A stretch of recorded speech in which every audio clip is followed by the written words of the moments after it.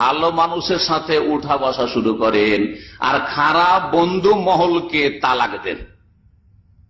খারাপ লোকের সাথে ছিল আর নেই, কোনো সম্পর্ক নেই। এখন নামাজি ছাড়া বসবো না, সহি আকীদার লোক ছাড়া বসবো না, কোন বিদাতির সাথে অত বেশি খাতির রাখবো না, আর উঠা বসা করবো না, দাওয়াতি স্বার্থ ছাড়া, দিনের স্বার্থ ছাড়া, দুনিয়ার গরজে কারো কাছে যাব না। আর অসৎ লোক যারা পাপী, যারা নোংরা ছবি দেখে বা সারা রাত জাগে আড্ডা দিয়ে বেড়ায়, ওদের সাথে কোনো যোগাযোগ নেই। যারা ওই বেগানা মহিলাদের সাথে আলতু ফালতু চ্যাটিং করে, ওদের সাথে আমার কোনো সম্পর্ক নেই। ভালো মানুষের লিস্ট থাকবে আমার মোবাইলে, আর ওদের সাথে আমি যোগাযোগ রাখবো।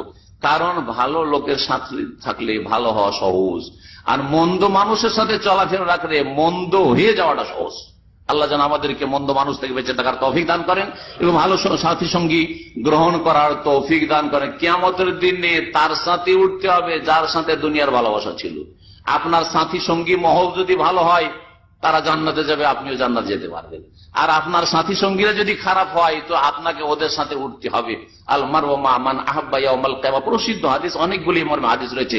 যে যাকে ভালোবাসতো, যে যার সাথে মহব্বত রাখতো, যে যার সাথে চলাফেরা রাখতো, তার সাথে কিয়ামতের দিন উঠবে, হাসর হবে। আল্লাহ যেন আমাদের হেফাজত করেন এবং ভালো মানুষের সাথে আমাদেরকে দুনিয়াতে রাখেন এবং ভালো মানুষের সাথে আল্লাহ যেন আমাদেরকে জান্নাতুল ফিরদাউস নসিব করেন।